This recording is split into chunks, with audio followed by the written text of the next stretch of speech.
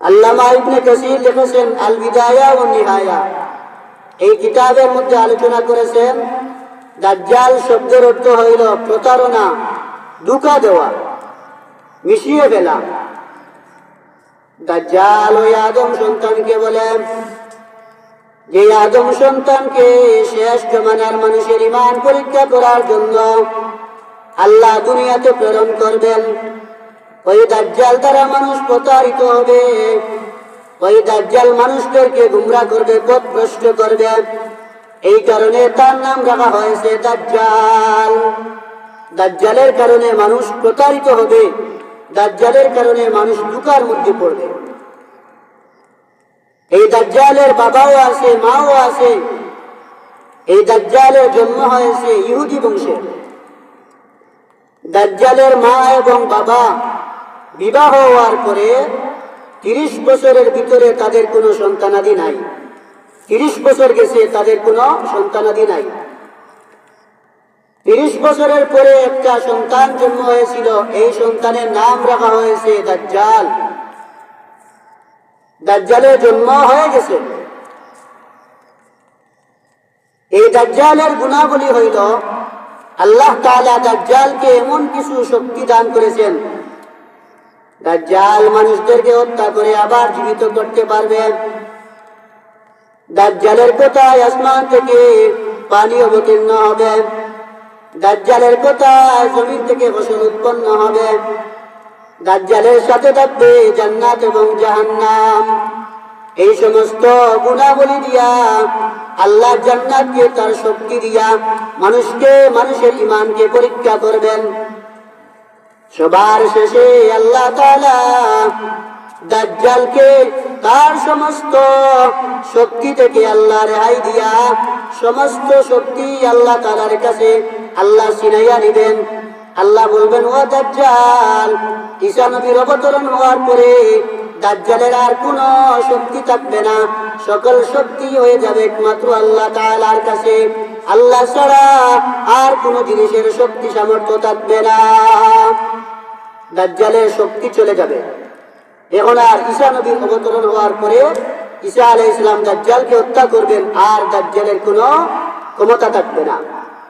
আল্লাহর নবী বিশ্ব নবী বলেন, মা মিন উম্মাতিন মা মিন নবিয়্যিন ইল্লা قد أنذر أمته الأعور الكذاب ألا إنه أعور وإن ربكم ليس بأعور مكتوب بين عينيه كافرا।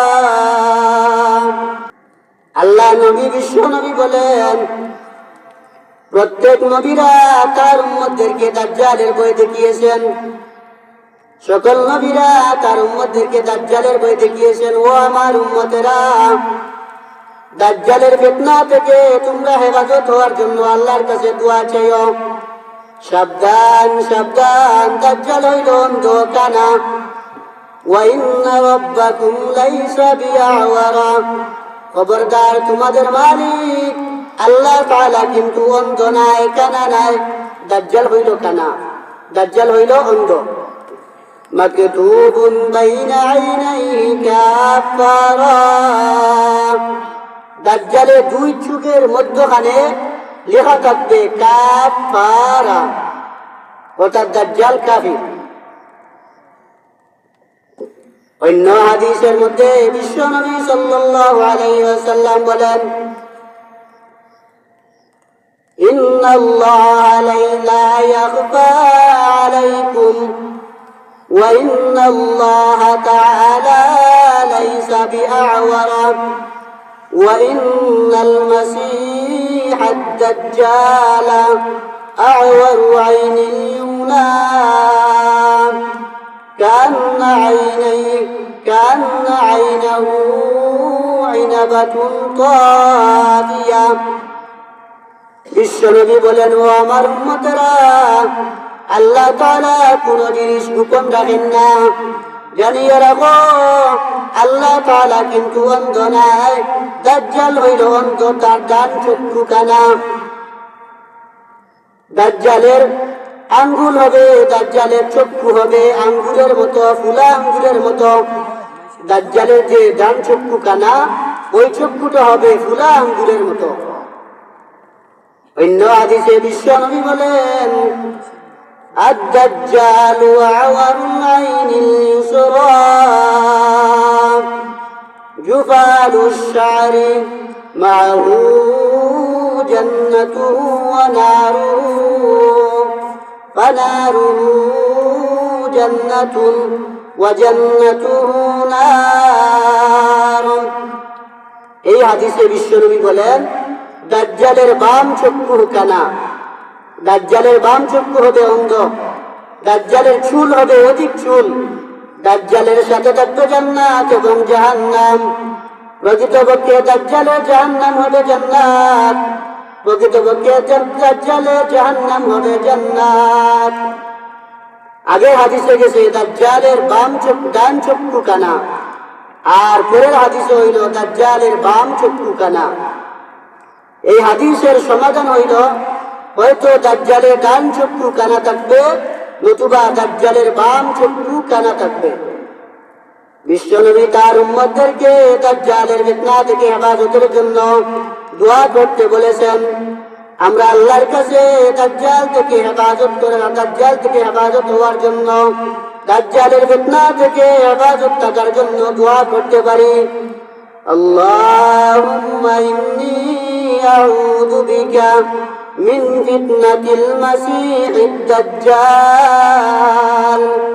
আয় আল্লাহ, তুমি আমাদেরকে দাজ্জালের ফিতনা থেকে হেফাজত করো। আল্লাহ, আমাদেরকে দাজ্জালের ফিতনা থেকে তুমি হেফাজতে রাখিও।